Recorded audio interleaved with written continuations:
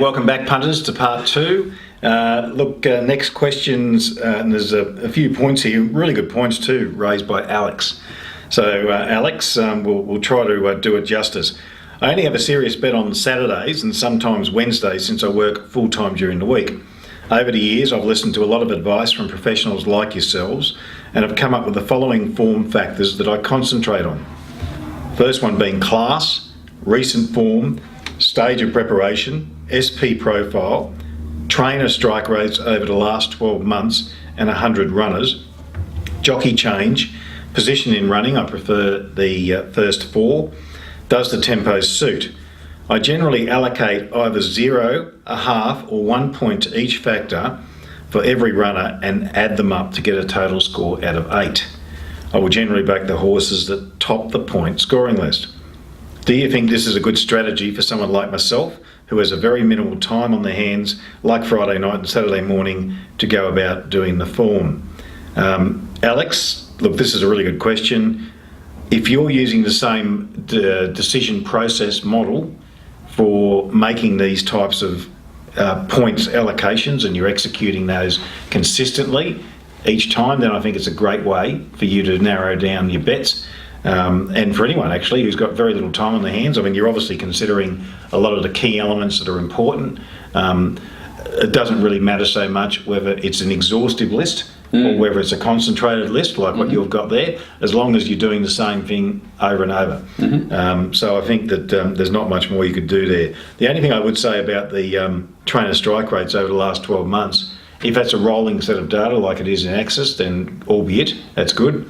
If it's over the last 100 runners, I think that can be a bit misleading because better trainers will obviously have 100 runners in X time. Weeks, weeks. Well, it could be weeks, yeah. A less fashionable trainer might be a couple of years.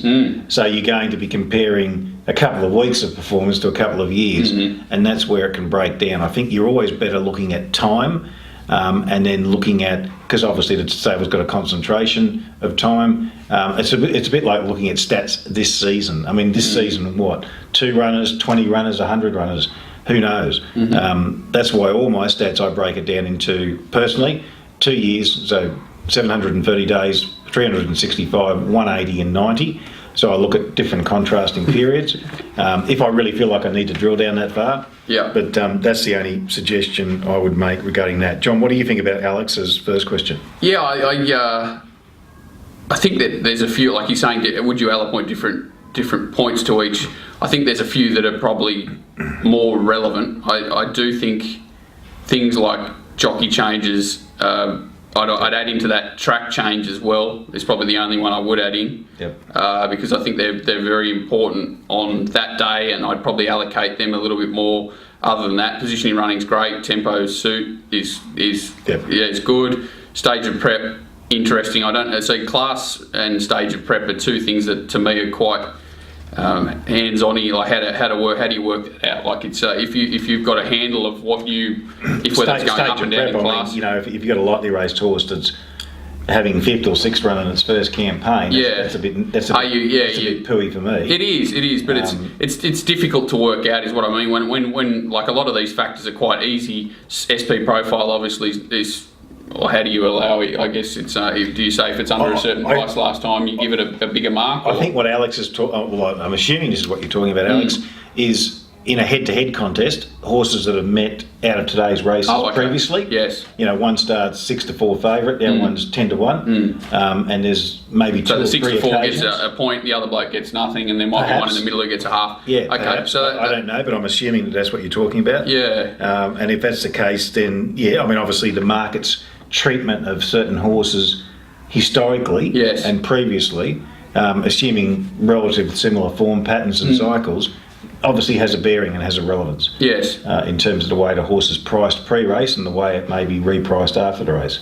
To me, it's pretty close. If I wanted to shortcut everything and say what are your key things that you want to look for, you want the right jockey on, you want it to be in the right position, you want the trainer to be informed preferably, you want it to be fit and ready to go over that track and distance for that day, and they're probably the 4 key things. And then if you want to add other things around it, so it's got to be in the right race, right position, and ready to go, basically.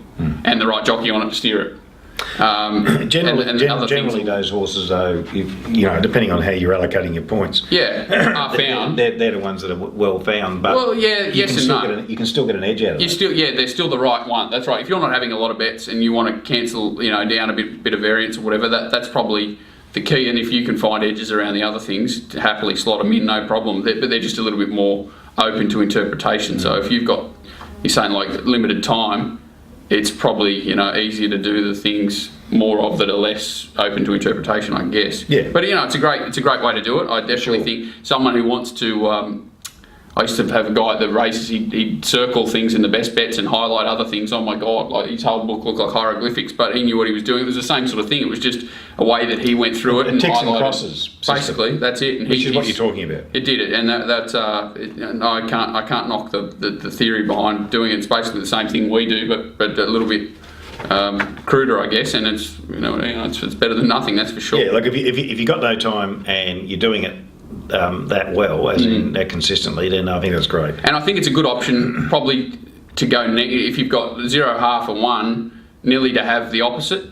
So you've got, say, negative changes. Yep. That would probably add to your way of identifying races that you want to bet in. I'm just thinking about it off the top of my head. Negative half, negative 1. Negative half, negative 1 to horses that have got negative changes today. So it might help you skew the balance of your race, little exposed horses that have got clear edges over others in the race. One positive, one negative. They're the races I really love to bet in when I can knock a bunch of runners hard in the market, and I really like one. They're the races you get quite excited about. So we're talking about a relative advantage of one runner in various key areas over a bunch of others on that day. Yes, absolutely. Yeah.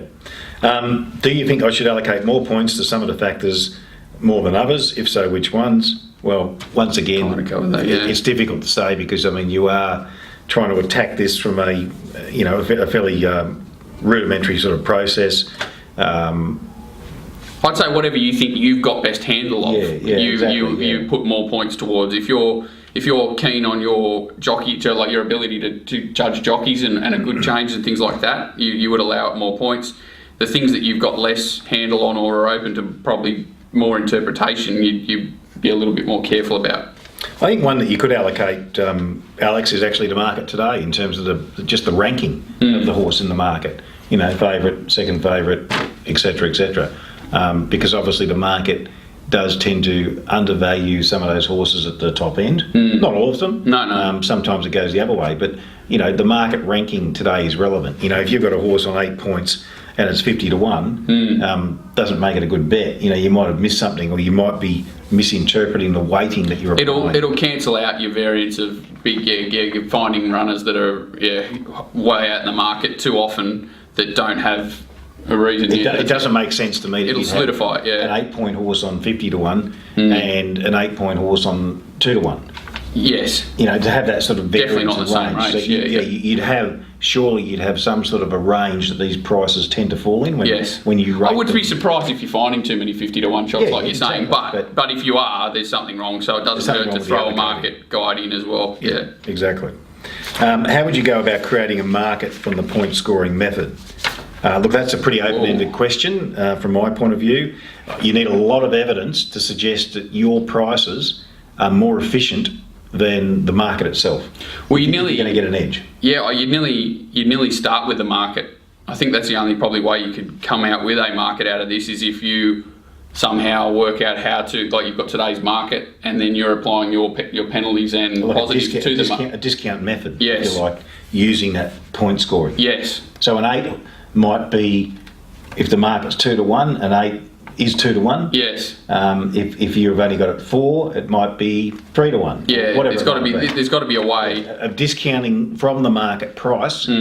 So you've got a head start based on what the work that's already gone in to make the market, and then your factors that you're trying to are pushing and pulling on the actual current market. I can't see any other way to create a market off the points. Otherwise, it's going to be impossible. And I think you've got to bet. If you're going to do that, Alex, you've got to wait till later in the betting. There's no point trying to attack this on a Friday afternoon. Yes. Bet 365 prices.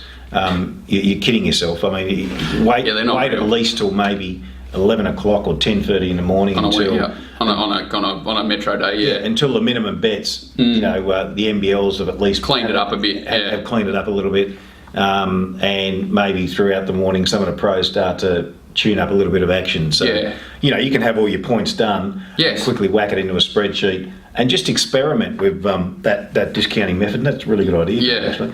How you can go about that. But I mean, you know, think of it in percentage terms and just have a crack at it and maybe do a few different versions and see what you come up with. Yeah, it's a very easy way to do it. Like when you've worked hard on a race and you look at the market, you can basically see straight away what prices are wrong. You know, you're like, well, how's that price? How's this price? Why is this such a good price? So it's basically the same thing as what you're doing. You've checked all your boxes, then you go to the market and you basically you can find holes in it, I think. So it's the same sort of thing. It makes sense. And normalise your market too to allow for what the betting market's telling you. You know, if the betting market's 120 and you're trying to do it to 100. Then you've got to probably bring the other market back to 100. His question overlaps especially too with the stage of prep and things like that. That market influence going into that. You know, if he's given it a negative, but the markets are positive with that horse, you got to be careful. But that's a good way. Actually, makes a lot of sense. I think the issue of developing a standardised model or a standardised pricing model based on what I would do or what John would do. Is a bit difficult because the distribution that you're going to allocate between your top and bottom is going to change in different scenarios for different types of races, and we do that automatically. John does it in his head, probably most of it. Yeah, I do. I use what we call a power exponent to mathematically. I use the power exponent. I call it a Red Bull. A Red Bull. Yeah, and then I'm ready to go to the power button. How do you go after a couple of those? Not good. The crash is bad. So, Alex, hopefully we've covered that in... giving you some ideas anyway. It's a tough question to be really nailed down, but yeah, hopefully there's a few things in there that might help. Good on you. Okay, this is from Owen, who's one of my clients. And Owen, thanks for the questions. I think you've asked us a couple before, so that's great. Absolutely. Hi, Paul. I've got a question for this week's episode of the Punters Academy. They ran very fast time at Randwick in race 1, and I expect that the first three across the line... I saw something this morning where they reckon the barriers were 10 metres out.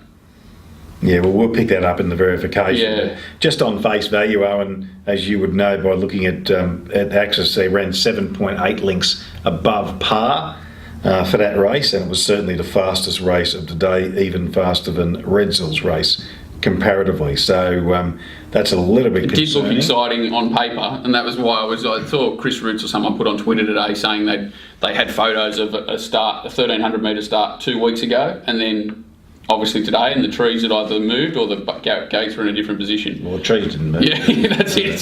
So there's a big chance the gates maybe were they in were the right wrong last spot. time. Yeah, well, who knows? How would you know? So we'll wait and see how it all unfolds a little bit. So it's a little that'll have bearing on the answer to the questions too. But talking about on face value, let's just assume it's a very fast time. Yes. I'm saying I can't really confirm it until I see fast times, and two, yes, it will bring those horses' ratings up significantly, but they are lightly raced horses. Yes. And lightly raced horses can and do often, most of the time, if they're any good, advance their ratings very quickly when they're young. So just through race especially stepping up in grade and stepping up in grade, and as they step up in grade, you'd expect them to lift their ratings. They raise, yes. So the trainer of Super X, this is obviously back from you, Owen, said that they'll most likely be going for a spell now. I'm interested to know how you and John will treat the race as a future form reference, and how you will treat Beau Guest and Moravi moving forward. That's the one. That's the Frankel Colt. So Super X is definitely gone for a spell. It comes back for the 3-year-old Magic Millions early in the year, hoping to just get a break on all these other horses they're going to roll through. So he's definitely missing. He's gone. Beau Guest was first up. Yep. So two ways of looking at that, obviously, whether it flattens him a little bit, because I thought his effort was very good if the time was correct. Even though he was very hard in the betting, obviously, and plenty was expected of him. He trialled really well. Hard to be negative on how he went, considering how strong the race was. And Moravi's an interesting one. There were a few yard people who were really negative towards Moravi and his appearance and how he paraded. Generally, or is it just today? Well, he's a funny-looking horse, and I think he's got a real European style about him. So he's quite a long horse, and he's not probably filled out like a lot of the 3-year-olds are already, so he's a little bit behind them, and he's obviously a staying sort of pedigree type horse. He's a European bred Frankel colt. So based on those comments from the yard, based on the type that he is, we're saying over longer and could improve significantly. Obviously, he's up to this level, which we've seen Saturday. He came out of a fast maiden win the other day, but still his effort was pretty good the other day. He came up probably the right part of the track if there was one. He came up the inside and followed him through, but he was super strong on the line, and he's a tough one to know where he gets to or what he's going to line up in. You've really got to listen to Chris Waller pretty closely. He's normally pretty giving of where he's sending horses, and he's pretty correct. To me, he's more a spring champion horse than a Golden Rose horse. That could be an ideal race for him. But and I doubt because he's first. He's so backward in his appearance. You would imagine he'd struggle to get to, say, a Vic Derby, but in the autumn they can run those derbies. I mean, they can, but I just wonder if you'll stretch him that far because he's so valuable that he could probably, a spring champion could top him off and then come back in the autumn with a serious horse. The horse will no doubt guide him. Yes. And I don't try to make comparisons and predictions on where horses will end up. Yeah, that's my go. That's John. He likes to play those early. Well, a little bit, especially if you think you found a horse like him. And in Bogest, I was really keen on him. And I'll just say that he's going to Melbourne. Yeah. And I think his target, if everything goes to plan, is more a Caulfield Guinea. So he's not I stepped into him in the Golden Rose a bit early and I've done my money cold. But he goes to Melbourne. So I don't know where Morovia goes. I'm assuming that he's a spring champion sort of horse and they might have a shot at the Rose if he gets a start. Because that was only a benchmark 90. He's only won a maiden. A lot of ifs and buts with that. With Morovia, he's a nightmare. Yeah, I wouldn't be stepping into him. I see he's like 33-1 in the Golden Rose. I don't think it's worth the risk with him. But they're two serious horses. Yeah. They're going in opposite directions, but because that wasn't like a 90. But we'll know where it comes out as far as the verified times. And it doesn't surprise me that they've run ridiculous time because it was basically a group race called the Benchmark 90. It was just that there was no race for the Colts over that sort of distance on the day. You had the Fillies and the Furious. Yep. And the Colts were basically forced to that race. Mm-hmm. So it was basically a group race that was a benchmark 75 or whatever it was, wasn't it? So and that's one of the keys to assessing the quality of a lot of these races is to sometimes forget the title of what they're called. Yes. And analyse it based on the quality of the entrants in that race.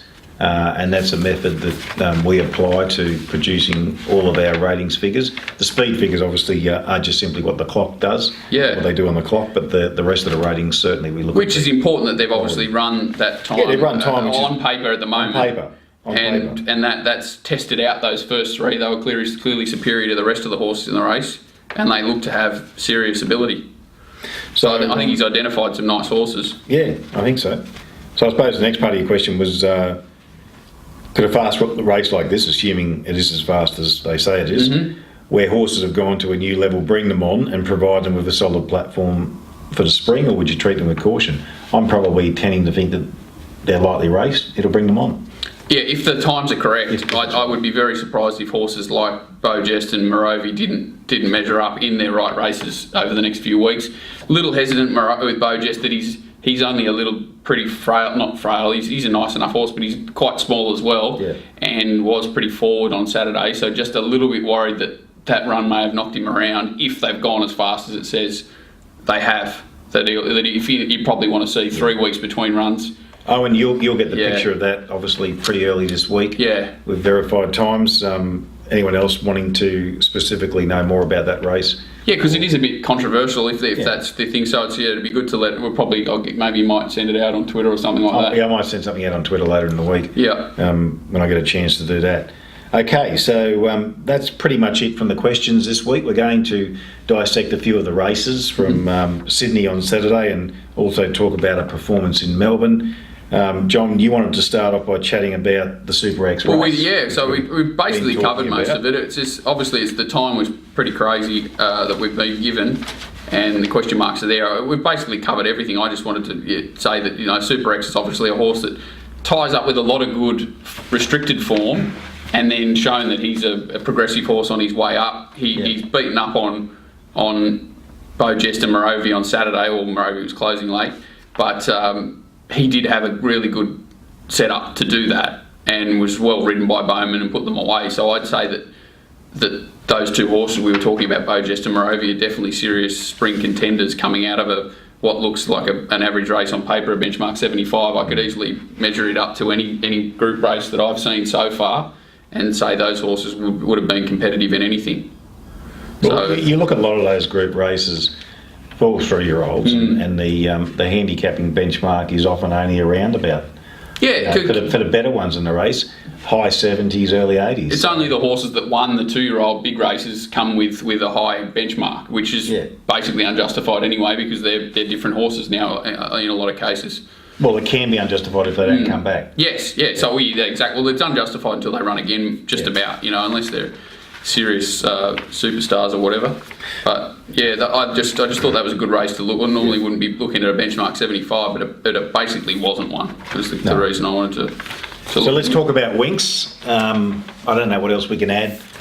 Ray Thomas, I read a piece in the Sunday Telegraph there regarding his comments, and I think he put it really well when he said that only a horse like her, she does it impossible. She reels off those sustained sectionals and once again broke the 11 seconds, or pretty much last 200, for the last 600 on average broke the 33 anyway. And look, I thought she was in trouble. Well, I was a little bit concerned coming to about the 600 when your man Josh, and mate, what a ride that was. That was just a fantastic, almost the ride of the day. It would have been almost the ride of his life if he held on. There's no doubt about it. Yeah. But I mean, you must have been pleased with that, and what a great plan that was. That you participated in. It's kind of weird, and I heard Gerald Ryan say the same thing afterwards. Like, there's no doubt that Josh wasn't trying for his absolute life. He even said after half of the race, he talked to the horse at the 200, and he's looked up at the screen, and there's no Winks, and he's like, "We've got this, Red," or whatever he said to him. He thought he'd won the race, but Gerald's sitting in the grandstand, half excited, but half thinking, "Holy crap, we're gonna knock off the champion," but not in a bad way, thinking, "Oh, we're gonna stop the run." You don't want to be the criminal that stopped the run, basically. So it's probably worked out well for Josh that he's got beat, because he was recognised as such a great ride, but he also didn't beat the champion. So it's a funny way how it all works. Surprisingly, they went out about a half a length above and came home half a length above. So in terms of rating the horse, he just had allowed it to 3-roll. Yes. No pressure from any other horse around it. And, just maintain that. Didn't anchor drop. No, never tried to hold them up, which is the key. Just let it run along, comfortable in its own steam. And, wow, what a ride. But the performance by Winks, she is the best horse I've ever seen. How could you knock that win? You could see that Bowman was scared, and you heard him after the race, and I've talked to him. He was worried that he was getting no card into the race, and his horse wasn't travelling as well as he may have been in other races when he's not on slow tempos, you know what I mean? So he's off the bit a little bit. So he's carting in, trying to find something to take him somewhere, and it hasn't happened. So he's under pressure. She's done it all herself. And she saw red excitement, and she knuckled down. Well, she did, and then he said he's dropped the whip, whatever. I don't think it really matters with her. She just seems like a lunatic that just refuses to lose. So she just got gears that other horses don't have. And you read people saying, "Oh, she's not as fluid in her action, and she's not come back, and she's not." I'd like to see any other horse in the world that could win from that position. I think if you ask Bowman honestly, he'd say he probably erred in his ride because he's underestimated the winner. He's expected them to go probably a little bit slower. He'd get a tag into the race and do what he did. He was a bit further back than he probably should have been, and just let the winner get away from him a lot more than he probably should have. Yeah. And he'd like it over again. But under the circumstances, she's still come through, and she's done what she had to do, and done what almost was impossible.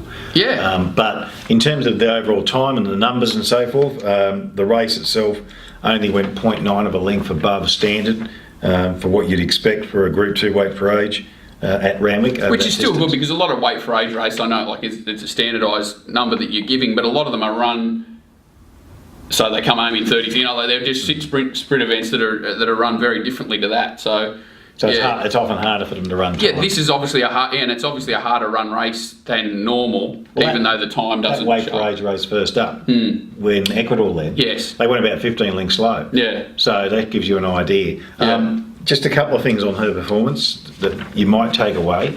She pretty much went close to virtually replicated her second up performance from a previous campaign in terms of a time figure. She hasn't beaten any serious horses at both runs back in this preparation. Not that you class as like serious Group 1 contenders in these races. Group 1 contenders. No. But she can do it in a high pressure race, like the Cox Plate, as we've seen twice, and it's just all just the excitement that's going to come now from watching her. Yeah, it's building, and it's funny that there's negatives building towards her. Like, if you reprice the race, you're not pricing her $1.10, but she's not far from it because not much more can go wrong, and she still keeps winning. That's right, and she's beaten the next, like she's beaten the winner a length. She's beaten the next by 5, so it's not as if she's not had great merit in both the wins back, and anyway, whatever. The clock doesn't reflect her ability in those 2 runs for the reasons that we've already stated. Yeah. But look, she's a superstar, and I'm all for knocking winners, but I just find it hard to knock her. I just find it really hard. Like, isn't it? It's very difficult. Anyway. The next horse we're going to talk about the Furious Stakes. So Formalities win in the Group 2 filly set weights race for the 3-year-olds. So John, what do you? Obviously a really slow tempo from your perspective. They've gone in about 9 lengths slow or something, have they? And then come home 5 lengths quick. So obvious sit and sprint race. The winner's done that twice now at both runs back in the 2-1 and held on. Not weak on the line, so you don't want to be too negative towards it, but obviously had things in its favour, and it did sit outside the leader this week, which is obviously a little bit more difficult. Yep. But that second horse was totally restrained out of the race the other day from that wide gate. I would have loved to see it just allowed to at least look for a position, and if it wasn't there, just sit comfortably. It's not as if it was one turn, it's not too taxing really, and I would have preferred to see it ridden that way than jagged out of the race. It frustrates me no end on these slow tempo races when you see horses just physically taken back. Well, it's a bad piloting decision. Well, it's a preconceived, obviously, idea, I guess, it would look like, and then you're relying on another race, a target race, not today. Well, no, I don't think it was. I think they were kind of maybe expecting a little bit more tempo than what they got. But were you? Not really, no, because I thought if Gaze led it, I didn't think it was that fast, so it was never going to go quick to lead because it can't go that fast, and there was no other horse in the race that would want to take it on, so I didn't, it's easy to say that after the ball too, but it just frustrates me that anyone goes out in a race these days, especially like if you say, I'm going to lead, you're going to lead, all of a sudden you change your mind, you know what I mean? There's all these games of tactics going behind, they go with these preconceived ideas. You've really got Bowman's the best at it. He jumps and he lets the race unfold. He rides the horse to the race. He doesn't ride it to a piece of paper before the race. Yep.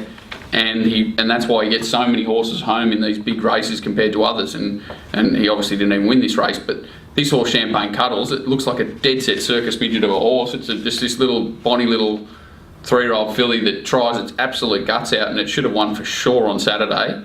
And I think, like, if she runs 1400 out, which it's a bit difficult to work out because it's such a slow tempo. You don't know. I mean, on speed. Yeah. Overall, the worst race of the day. And that's twice in a row too. 2 1200 metre races where they've gone really slow. So if she runs 1400, she's going to give them a nice hurry up in the T Rose for mine or whatever it is, 2 weeks, and. Yep. I hope she draws a gate. So your horse to follow out of the race is Champagne. Yeah, and I thought the third horse went well too. I'm excited. It's gone well as well. And the winner's a nice bomb-proof horse. It puts itself in the right spot all the time. It can battle on, but gee, that Champagne. Like if she ran in the Golden Rose, I wouldn't be scared to back her, and you'd be getting a price. And she's just this little pocket rocket. Her effort was enormous. Good. There's a couple of races from Sydney. So that's the wrap up of those Sydney races. So I just wanted to talk about Vega Magic winning the Memsie Saturday.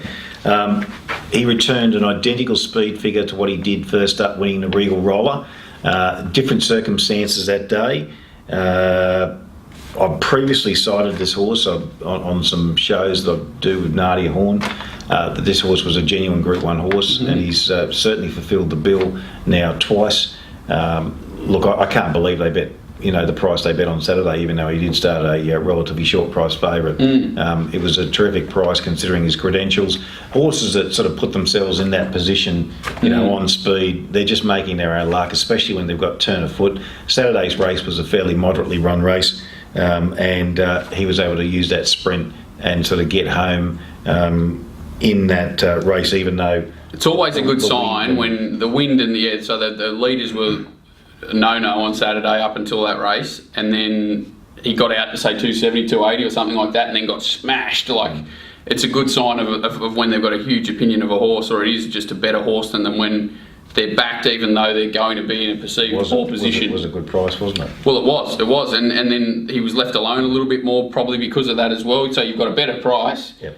You've got a better setup, and you've just got to overcome that small bias, and horses like him just can do that. Like, I don't know where they'll go to, whether they try it over a bit further, but 12 to 1400. Well, they're dead set. Like, I think they're talking. He's got Redkirk Warrior running around in the next few weeks. One of them goes to the Everest because he's got a spot.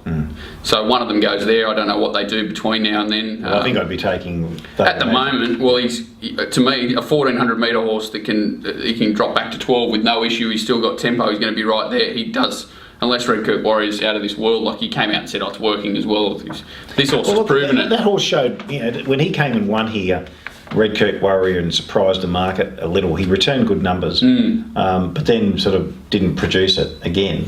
That's right. And he might be an have been explosive fresh horse too. Even like, if he comes out and does it again, do you trust what he did first up again, or are you in a race? Yeah, like I would Everest? be very surprised if I'd Fagan rather have Magic's the not their horse horse. that's up and running, proven, fit. I watched I remember when it was backed off the map in the Goodwood, and I was watching the race down in Brisbane with someone, and I was like, well, it's gone on the turn, and it's one nearly running away from him.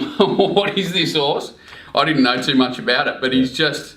It's a nice he's a dead set rocket. Yeah, he's just Really good tough. horse. He's on pace. He's got speed. He's got acceleration, and he can All run the 1400. Like, there's no real horse that I'd rather have in an Everest than him right now. Like, he he's going to be there, and I don't all these even know tacklers the and early everyone. market. Do you know what the early market Well, is? no, I think he'd be sort of 10 to 1 play. He would be hard in the market because he doesn't have a spot yet, but I can't imagine him not getting a spot, and I think he's the dead set most dominant sprinter that I've seen recently. He's going better than those other weight for age types like Blackheart Bart, who hasn't been travelling as well. Tore some stardom, ran a nice enough race. Can't think of the other horse in that race. So. Yeah, Haydock sat behind him over race a little bit. But they're genuine Group 1 horses that he's beating over that trip. And you know that 1200 looks more suitable to him than me. I think that 1400 he's just too fast for them. But he runs time, he does it all himself, and he just looks a serious animal. He is indeed. Okay, guys, that's the end of this week's episode. Don't forget, on Twitter @TPAOZ, and email your questions in, preferably as early as you can. Paul@thepuntersacademy.com.au. You can find John on racingwatch.com.au. John's got a service there for keen punters interested in New South Wales racing. And of course, our website, ratingstowin.com.au, if you're wanting to know more about our highly acclaimed database that I use, my team uses, John uses, and most of the serious punters gravitate towards. So if you've got any questions or just issues that you want raised on the show, it doesn't have to be form related or even if related. you don't want them on the show all the time, Paul's really good with his time as well. So if you've got any questions that you just send anything through to us. We're pretty giving, and we'll do our best to help you. We'll do our best to help you out, exactly. Thanks, guys. Look forward to next week. Cheers.